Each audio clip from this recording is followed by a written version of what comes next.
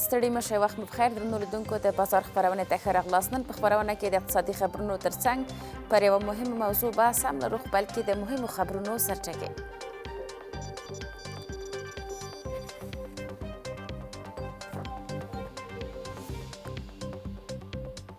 د کابل او اسلام آباد تړلې لارې بېوسه ډیپلوماسي او پاخه شرطونه. نږدې 80 ورځې وشوې چې کابل او اسلام آباد له یو بل سره سوداګریزې لارې تړلي. پاکستان یې اوس خلاصون ته لیواله شوی خو افغانستان ترې پاخه تضمینونه غواړي. 2025 کال د افغانستان په اقتصادي وده کې له لوړو ژورو ډکه موده. تیر کال ملي تدارکاتو د 130 میلیارد افغانیو په ارزښت پروژې منظوري کړې وې. د پولي او بانکي ثبات ساتنه یې مهمې برخې وې خو بیکاري هم پکې د یادولو وړ ستونزه وه. بهر ته د کرنیزو محصولاتو د صادرولو ډاډ. د اماراتي شرکتونو رئیس وایي ژمن دی چې کرنیز محصولات به په ښه کیفیت نورو هیوادونو ته صادر کړي.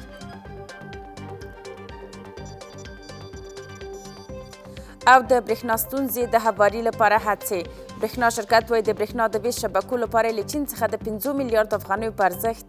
تجهیزات اخیستي. وایي د برېښنا معیاري ویش لا هم اساسي ستونزه ده.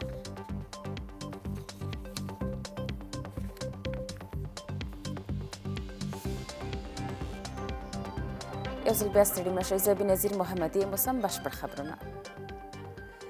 نږدې 80 ورځې کېږي چې د کابل او اسلام آباد ترمنځ سوداګریزې لارې تړلې دي. د خیبر پښتونخوا د سوداګرۍ خونې د افغانستان او پاکستان ترمنځ د دغو لارو بند پاتې کېدو وضعیت بېساری بللی او خبرداری ورکړې چې دغې چارې د دواړو هیوادونو سوداګرو او خلکو ته پراخ مالي زیانونه اړولي دي. د یادې خونې په وینا سره له دې چې د سوداګریزو لارو د بیا پرانیستې په اړه اوازې خپرې شوي خو تر اوسه په دې اړه کوم رسمي اعلان نه دی شوی. په همدې حال کې د افغانستان خصوصي سکتور هیله څرګندوي چې دا ستونزه د ډیپلوماسۍ له لارې او د باوري تضمینونو په وړاندې کولو سره ژر تر ژره حل شي.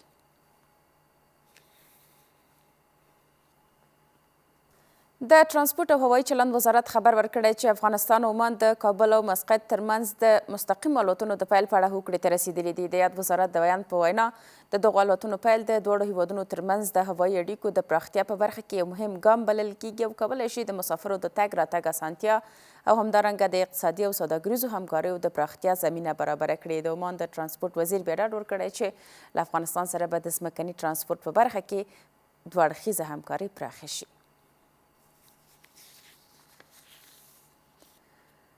د پیښو پر وړاندې د مبارزې د چمتووالي ادارې ویلي چې په تیرو 3 ورځو کې د هیواد په یو شمېر ولایتونو کې د واورې ورښت او سیلابونو له امله 12 کسان مړه شوي دي. د دې ادارې بیان محمد یوسف حماد زیاته کړې چې د ورښتونو په پایله کې لږ تر لږه 11 تنه نور ټپیان شوي دي. سربیره پر دې 240 کورونه په بشپړ ډول او 1558 نور کورونه په جزوي توګه ویجاړ شوي دي. د پیښو پر وړاندې د مبارزې د چمتووالي اداره وایي په تیرو 3 ورځو کې د هیواد په یو شمېر ولایتونو کې د سختو واورو او راوتلو سیلابونو له امله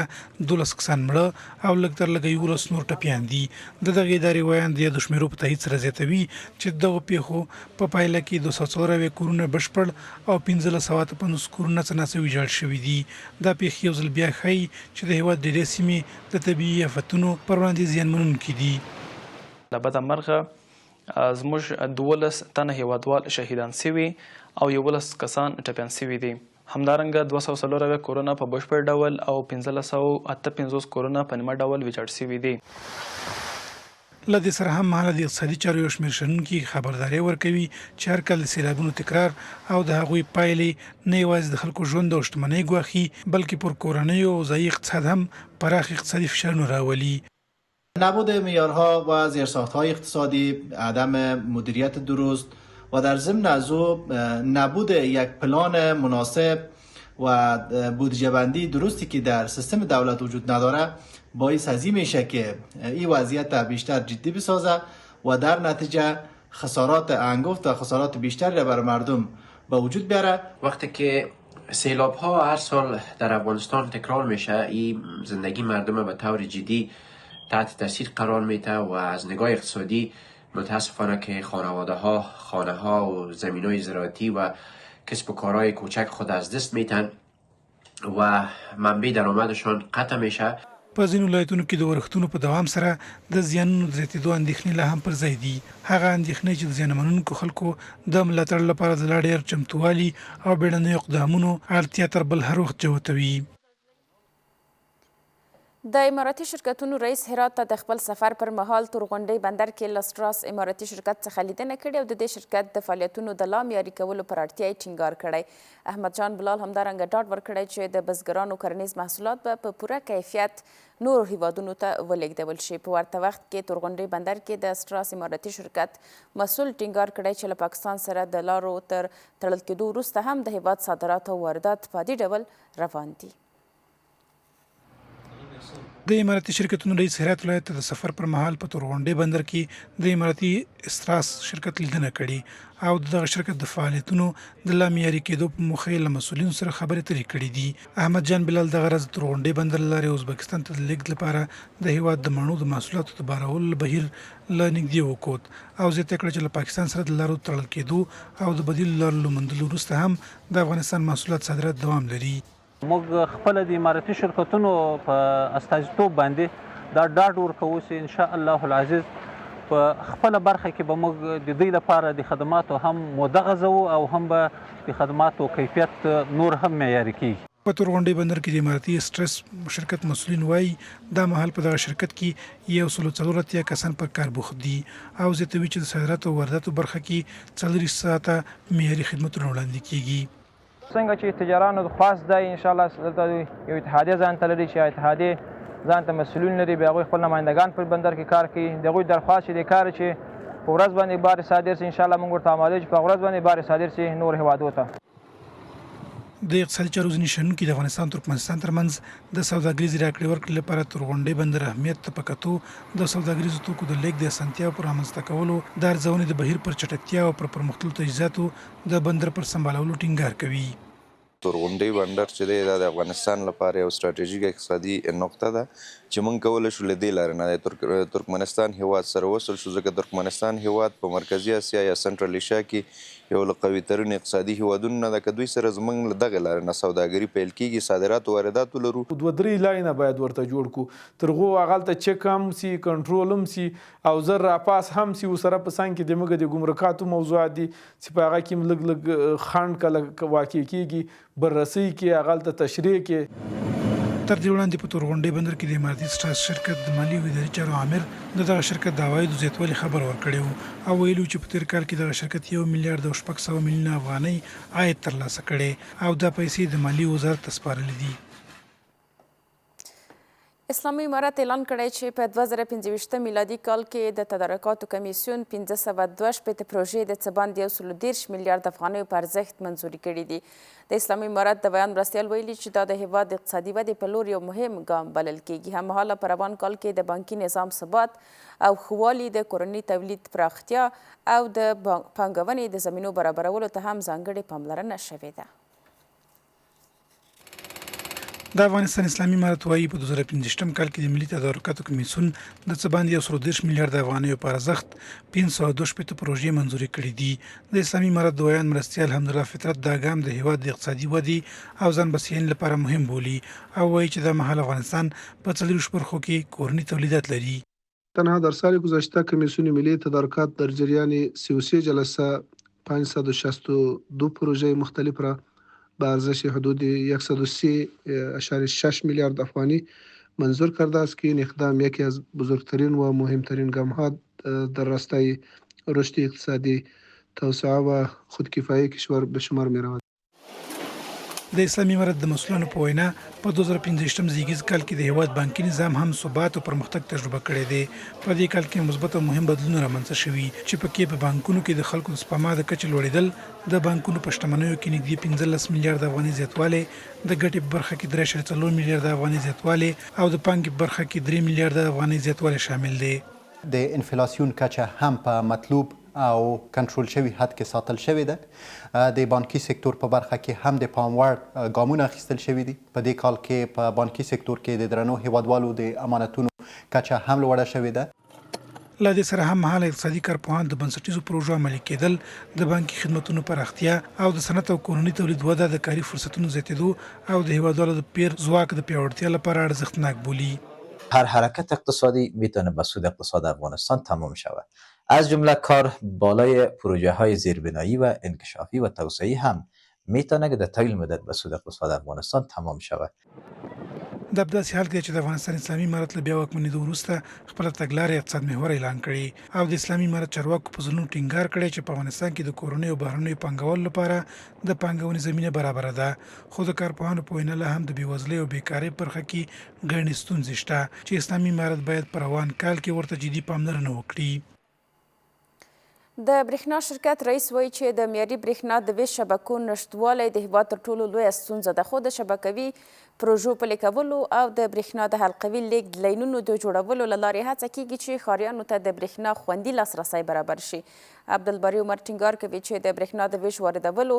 او تولید د خوندي کولو لپاره په ټول هېواد کې بېلابېلې پروژې د تطبیق په حال کې دي او دغه شرکت له چین څخه د 15 میلیارډ افغانیو په ارزښت د برېښنا تجهیزات اخیستي دي.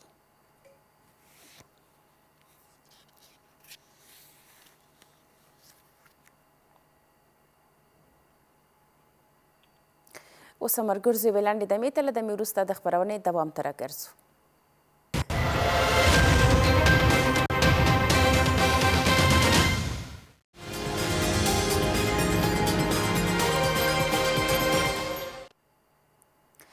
یو ځل بیا ستړي مه شئ. نږدې 80 ورځې کیږي چې د کابل او اسلام آباد ترمنځ سوداګریزې لارې تړلې دي او د خیبر پښتونخوا د سوداګرۍ خونې بیا د افغانستان او پاکستان ترمنځ د دغو لارو بند پاتې کېدو وضعیت بېساری بللی. دوی خبرداری ورکړې چې دغه چارې د دواړو هیوادونو سوداګرو او خلکو ته پراخ مالي زیانونه اړولي دي. د یادې خونې په وینا سره له دې چې د سوداګریزو لارو د بیا پرانیستې په اړه واضح خبرې شوې، خو تر اوسه په دې اړه کوم رسمي اعلان نه دی ترسره شوی. په همدې مهال کې د افغانستان خصوصي سکتور هیله څرګندوي چې دا ستونزه د ډیپلوماسۍ له لارې او د بې باورۍ له منځه وړلو او د باوري تضمینونو په وړاندې کولو سره ژر تر ژره حل شي. پر همدې موضوع بحث لرو. د بحث لپاره موږ سره په خپرونه کې د اقتصادي چارو شنونکی ښاغلی نازک میر زیارمل میلمه دی. زیارمل صاحب ستړي مه شئ، وخت مو په خیر. ښه که په پیل کې همدا وپوښتم، 80 ورځې کېږي چې د کابل او اسلام آباد ترمنځ سوداګریزې لارې تړل شوي دي. فکر کوئ په دغو 80 ورځو کې موږ کوم یو محسوس زیان لیدلی دی او که نه؟ علیکم سلام. زه هم خپل وار سره تاسو درنو تخنیکي او اداري همکارانو ته او د تاسو د تلویزیون لارې د افغانستان ټول ولس ته سلامونه او نیکې هیلې وړاندې کوم. پرته له شکه یو مهمه او ستراتیژیک بندر او یا نږدې 15 بندره چې 80 ورځې تړل کېږي او هغه داسې یو بندر چې نږدې 40 سلنه د دواړو هیوادو راکړه ورکړه تجارتي او د تورستي په برخه کې راکړه ورکړه یا تګ راتګ له همدغو لارو نه کېده، هغه 80 ورځې وتړل شي. پرته له شکه د یو هیواد یا د دواړو هیوادو په اقتصاد باندې، په سوداګرۍ باندې حتی کولی شي د دواړو هیوادونه پر ځای پرېږده د سیمې په اقتصاد باندې منفي تاثیر کولی شي. پرته له شکه دغه 80 ورځې دغه بنادر تړل یا دغه څو ګمرکه چې موږ له پاکستان سره لرو د دوه تړل په دوره اوږده موده کې حتماً دواړه خوا زیانمنې شوي دي، خصوصا خصوصي سکتور په دې کې زیات زیان لیدلی، ملکي وګړو په دې کې زیات زیان لیدلی. ځکه یو نورماله کاروبار چې له یو هیواد سره روان اوسېږي بیا هغه یو دم په ناڅاپي ډول باندې هغه بندېږي او دغه بندېدل مثالا 80 ورځې یا نږدې 3 میاشتې موده نیسي څو چې هغه سوداګر په بل بدیل باندې کار کوي. یعنې دا سوداګري خو داسې یو کار ده، دا خو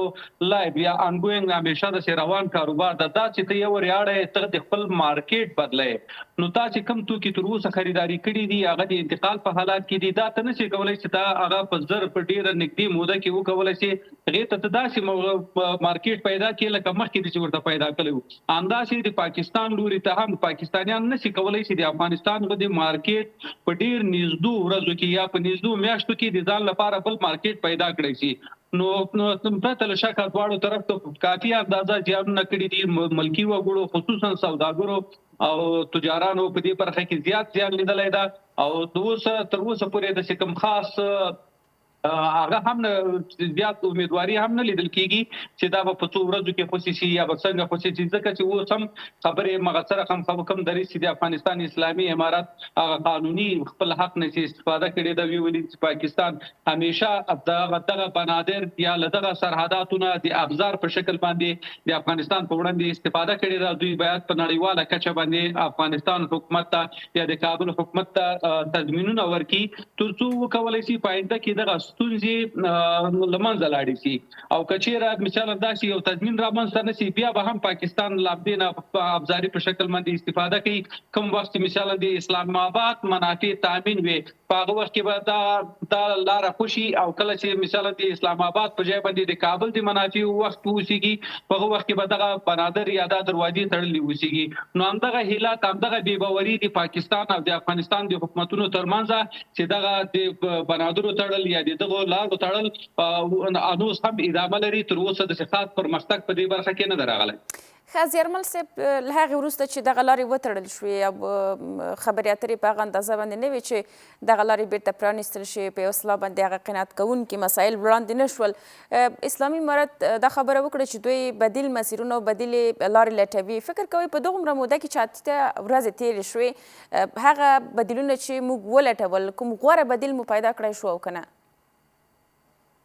باندې دا خو معمول ده چې سړی یو لاره ورباندې وتړل شي یا یو مارکیټ ورباندې وتړل شي، هغه به د بل مارکیټ په لټه کې کېږي، د ځان لپاره به مارکیټ پیدا کوي. خو بیا هم که مارکیټ پیدا هم شي، خو دغه لاره تړل د لنډې مودې لپاره خپل اثرات او خپل زیانونه لري. ګرچې موږ ډېر په دې اتیا ورځو کې مثلا د سوداګرۍ په برخه کې له نږدې هېوادو د سیمې هېوادو سره ډېر زیات پرمختګونه وکړل. دا چې وګورئ له قزاقستان هېواد سره، له ازبکستان هېواد سره، همداسې د روسیې سره د موږ راکړه ورکړې ګراف ډېر لوړ شو، له قزاقستان سره لوړ شو، له ترکمنستان سره لوړ شو. بیا تاسې وګورئ ایران سره د موږ سوداګرۍ مثلا د 1.7 میلیارډو نه 4.2 میلیارډو ته ورسېدله، چې دا ډېر یو غوره انتخاب و. مثلا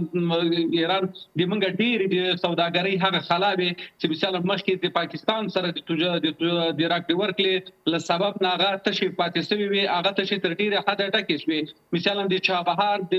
بنادر باندې نړیوال تعمیرات لرې کول او د چابهار لاره پرانیستل یا هغه بندر پرانیستل د افغانستان د سوداګرو مشکلات یې تر ډېره حده حل کړل. خو مثلا په لنډه موده کې هغه سوداګرو چې مثلا د پاکستان لپاره کوم سوداګریز توکي آماده کړي چې غوښتل هغه پاکستان ته هغه وخت کې انتقال کړي، هغه یا خراب شو یا بازارونه ورباندې راوغورځېدل. همداسې پاکستاني لوري هم تاسې وګورئ، پاکستان په ډېره غټه پیمانه باندې ساختماني توکي خصوصا سیمنټ او دې ته ورته نورې میوې او ډېر زیات توکي افغانستان ته راوړل چې هغه کاملا دا 90 ورځې یا نږدې اتیا ورځې نږدې 3 میاشتې کېږي هغه ولاړې دي چې دواړه جانبه متضرره شوي دي. په افغانستان د تاسې د سوال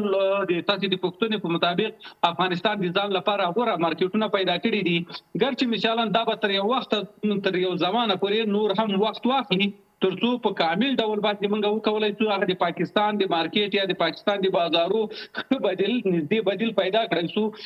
پیشرفتونه شوي دي، خو بیا هم ګرچې پاکستان د موږ مثلا چې کله پاکستان ایجاد شوی د تر ننه پورې د افغانستان د لپاره ډېر یو ستر مارکیټ، هم د پاکستان لپاره افغانستان یو ښه مارکیټ او هم د افغانستان د ځینو توکو لپاره پاکستان بهترینه مارکیټ. نو دغه هېوادو تشه ډکه شوي وي، خو بیا هم د سوداګر تر ډېره حده پورې زیانمن شوي دي. اوس هم د موږ ځینې سوداګرو اموال چې مخکې راغلي د کراچۍ په بندر کې هلته مثلا ولاړ دي، کانټینرې ولاړې دي، همداسې د پاکستاني لور هم او په پرته له شکه بدیل مارکیټونه یا بدیل بازارونه هم پیدا شوي دي او نور هم دغه لړۍ ادامه لري. نو کېدای شي که پاکستان سره وضعیت په همدغه شکل باندې ادامه پیدا کړي او دلته یو مثبت یا د پاکستان لخوا نه د افغانستان غوښتنو ته شنه څراغونه ونه کړي، نو په افغانستان به د دې په لټه کې نور هم زیات وباسي چې د ځان لپاره د تل لپاره او دایمي او امن مارکیټ را پیدا کړي، تر څو په آینده کې موږ له داسې مشکلاتو سره یا په سوداګرۍ کې له داسې یو تشې سره مخامخ نه شو. ښه اسلامي امارت وایي چې پاکستان تل له دغو لارو څخه د بې سیاسي فشار الۍ په توګه ګټه اخیستل شوې ده او اخیستې ده او په ټوله کې دوی وایي چې نه باید د پاکستان له لورې د اقتصاد د سیاست تر سیوري لاندې راسي. خو دغه مسله که موږ ګورو اوس مهال شتون لري او سوداګري هغه څه ده چې د جګړې نه بلکې د سولې پیغام لیږي. فکر کوئ که چېرته د کابل اسلام آباد دغو سیاسي دریځونو ته وګورو، سیاسي اړیکې به یو ځل بیا ورغېږي او که رغېږي، فکر کوئ بیرته به څه ډول اقتصادي اړیکې پیلېږي؟ زما په اند باندې د افغانستان اسلامي امارت هم نور د پاکستان د دروغو په وعدې باندې اسخام وعدو باندې به نور خطا نه وځي ځکه نور تیر حکومتونه خو پر ځای پریدو مثلا اضافه په 4 کال کېږي چې هر کال په کال کې 2 واره یعنی په هغه وخت کې چې د افغانستان د تازه میوه د وچو میوه او افغانستان کې مثلا د ډبرو د سکرو د ډبرو صادرات په وخت کې د غلارې د افغان سوداګرو پر مخ باندې تړل کېږي مګم کله چې د پاکستان د صادراتو وخت راځي هغه نورماله خوشي خو د افغانستان اسلامي امارت هم سپان د 4 کاله لډیر او سیلې او ځم نه کار واخیسته ل ډیپلوماسي نه کار واخیسته ډیر کوشش وکړ ډیر تلاش وکړ چې مثلا دغه ستونزه حل شي خو متاسفانه پاکستان هم چې نږدې د درې لسیږي کېږي چې دغه سیاست نه کار اخیسته د چې هر سیاسي مشکلات هر مرزي مشکلات چې راپیږي هغه په سوداګرۍ باندې د اٹک کوي په سوداګرۍ باندې حمله کوي د سوداګرۍ مخه ډب کوي پاکستان ته وو صدا فکر کوي چې د افغانستان روابط به د سیمې له هیوادو سره ځکه افغانستان تر اوسه مثلا د نړیوالو خو یا د نړیوالو ټولنې له خوا نه پر رسمیت نه د پیژندل شوی افغانستان به اوس هم پاکستان ته د تیر مودي په شان باندې ضرورت ولري خو الحمدلله د اتیا ورځې کېږي چې پاکستان ولیدل چې افغانستان خپل ضرورت کولای شي چې منځنۍ اسیا له هیوادونو نه د سیمې له هیوادونو سره مثلا د ایران له هیواد نور نړۍ سره خپل ضرورتونه پوره کړي نو پاکستان همدغه درسته یا په دغه سیاست ته دوام ورکړي د افغانستان لپاره څومره زیاتمن چې پاکستان د افغانستان په مراتب له پاکستان نه کم زیانمنېږي ځکه چې د افغانستان د اقتصاد یا د افغانستان صادرات د پاکستان په کچه نه وو پاکستان همیشه موږ ته په کال کې 4 میلیارډ ډالر صادرات کېدل او موږ څه کم 1 میلیارډ ډالر پاکستان ته صادرات درلودل نو پاکستان به د خپل صادراتو په کچه باندې په اندازه باندې زیانمن کېږي موږ به د خپل صادراتو په اندازه باندې ځانمن کیږو نو اوس هم د افغانستان اسلامي امارات ډیر ښه دریځ ورته غوړای کړی دا چې پاکستان باید په نړیواله کچه باندې د سیمې کچه باندې د منطقي په کچه باندې باید د افغان حکومت ته یا د کابل حکومت ته تضمینونه ورکړي مطابق د نړیوالو قوانینو نړیوالو میثاقو باندې چې بیا ونه سي کولای همیشه موږ به متضرر وو پاکستانی لوري به په موږ باندې خپل بزنس او خپل تجارت کوو غواړم دلته پوښتنه وکم زیرمل صاحب دا چې پاکستان غواړي د لارې بیرته پرانیستل شي فکر کوئ داسې کوم زیان لیدلی دی چې دوی غواړي له خپل هغه دریځ څخه راواوړي او دغه لارې بیرته پرانیستل شي تاسو وګورئ پاکستان په اوسط ډول باندې 4 میلیارډ ډالر افغانستان ته صادرات درلودل دا اوس صفر تر باندې شوي دي فعلاً صفر دي چې دا خپل په سوداګرۍ کې یو ستر زیان ده بل د افغانستان ته نږدې د پاکستان په مارکیټونو کې شپږ زره فابریکې هغو خالي صادرات هغوی چې کوم تولیدات درلودل هغه خالي په افغانستان کې مارکیټ درلوده د افغانستان نه بهر دغه شپږ زره کارخونې چې وي دوی بل چیرې مارکیټ نه لري که چیرې دوی افغانستان مارکیټ لاس ورکړي نو دوی به دغه کارخونې مکمل دا بنديږي کدي په ځای نور نړۍ ته دوی صادرات کوي هغه به د نور نړیوالو معیارونو بیا هغه متقاضي هیواد په ځړه باندې باید دوی کارخونې جوړي د تقاضا مطابق باید دوی تولید ولري بیا وی هیواد سره چې دا به یو د لړۍ د په 15 کلو کې هم پاکستان نشي کولای چې د افغانستان د مارکیټ کومه تشه چې د پاکستان سوداګرۍ ته پیدا شوې ده له 15 کلو نه مخکې ډکه کې پاکستان به 15 کالونه تر 10 کاله مسلسل له دغه ستونزې سره مخامخ وچیږي پاکستان ډیر زیات زیان لیدلی تاسو وګورئ تنها نږدې 1 میلیارډ ډالر په کال کې د پاکستان نه خاري سیمټ افغانستان ته واردېدل د افغانستان ټول بازارونه د پاکستان له سیمټو نه ډک وو اوس مګم وګورئ چې یو وخت د سیمټ هم د پاکستان نه واردېږي دغه په ځای باندې له ازبکستان نه ترکمنستان نه تاجکستان نه ایران نه پستره پیمانه یا پستره کچه باندې را واردېږي یعنی افغانستان همیشه متقاضي هیواد مکلفه او مجبوره ده چې د خپل تقاضا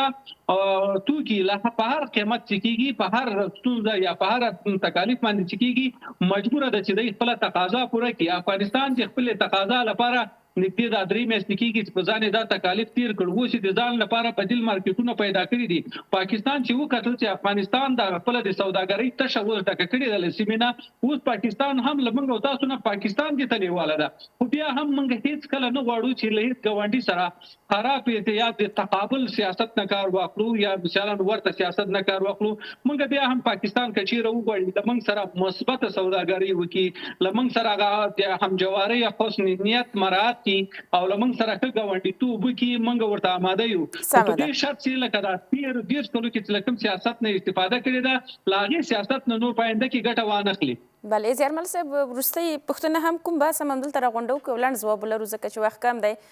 ښه اتیا ورځې وشوې خو مسله دا ده چې اسلامي امارت تضمینونه غواړي او پاکستان هم د لارو خلاصول غواړي ولې تر دې دمه لارې پرانیستل نه شوې؟ علت یې دا دی چې اقتصادي بېباوري شتون لري او که هڅې هغه ډول نه وي چې باید اوسي او تاسې د مثبتې سوداګرۍ یادونه وکړه که بیا سوداګري پیل کېږي څه ډول سوداګري؟ خو پاکستان ډیر کوشش وکړ چې بیا لکه دا تیرو دا د 3 لسیزې چې افغانستان غولولی دا همیشه چې دغه رقم سیاست نه کار اخیستی کله مرضي ستونزې چې پیدا شوي دي دوی افغان لوري خطاب ایستلی دي ورته ویلي دي چې په آینده کې دغه موضوع نوره نه تکرارېږي لاره یې ورباندې پرانیستلې ده بیا په آینده کې بیا مغه تیر خپل سیاست ته ادامه ورکړې ده. دوم دا ځل د افغانستان اسلامي امارت هم نور پوسوی دا نور نه خطا وځي د پاکستان په دروغو وعدو باندې نور نه خطا وځي که دا د نړیوال تضامین رامنځته نه سي دا لارې به نه پرانیستل کېږي.